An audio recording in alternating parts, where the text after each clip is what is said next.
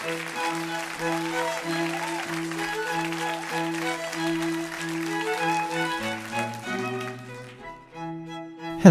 my name is Dr. Paul Chano, and this, my friends, is Bad Movie Theatre, Quickie. Throughout film history, there have been many wonderful movies I've enjoyed, either on their own merits as a film, or simply because they are a guilty pleasure. However, a large number of them have one or two vital issues I sometimes find it hard to look past, so I will take it upon myself to show us some of the biggest issues in our favorite films. Enjoy. The Wizard of Oz. Widely considered one of the best films ever made, while simultaneously being one of the most well-remembered and heavily watched movies ever created. Directed by Victor Fleming and released in 1939, it competed with Gone with the Wind for Best Picture, which, incidentally, was also directed by Victor Fleming, and at the time of this recording, still the highest-grossing movie ever made. Adjusted for inflation, of course. Talk about a hell of a good year. Poland, September 1939. The German foe sets the stage for World War II. So, what possible negative thing could I have to say about The Wizard of Oz? I can easily ignore certain things like bad stage effects and the absurdity that Glinda wouldn't just tell Dorothy right when they first met how to get home. Then why didn't you tell her before? Because she wouldn't have believed me. Who is really the good witch and who is really the evil witch? Think about it. Glinda, the supposed good witch, lies to Dorothy and forces her to go on this ridiculous journey in order to get home, when in reality Dorothy could have left at any time had she been told the truth. It's obvious to me that Glinda knew Dorothy's adventure would have resulted in the purging of all potential threats to her total domination of Oz. While the Wicked Witch, on the other hand, never really hurt anybody, and her entire goal in the movie is to get the shoes that belong to her sister that Dorothy murdered.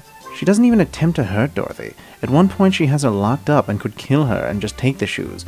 But instead she basically just says, think about it for an hour, and then give me the shoes. Other than that, the worst thing she does is try to set the Scarecrow on fire. The Scarecrow, who admittedly doesn't feel pain. Does it hurt you? Oh no, I just keep picking it up and putting it back in again. Oh, and whatever happened to the Witch of the South? Anyway, regardless of that little rant, that's not really an issue I have so much. No, what bothers me is this.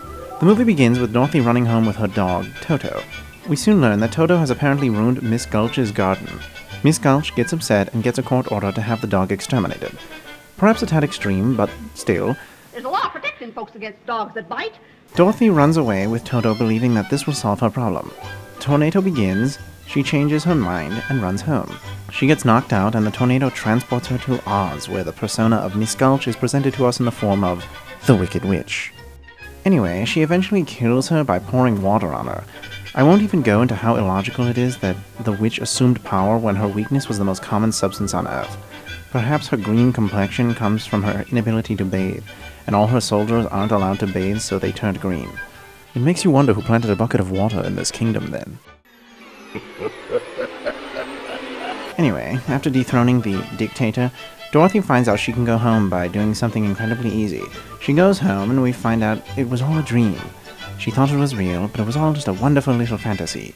Then the movie ends. Well, what would happen if the movie went on for like another 5 minutes? The Wicked Witch in her dream is dead. Miss Gulch is still alive. She's still going to come back with the sheriff and take the dog away any minute. Dorothy never learned the most valuable lesson of all. Just because you solve all your problems in a fantasy, that doesn't mean you've solved them in real life.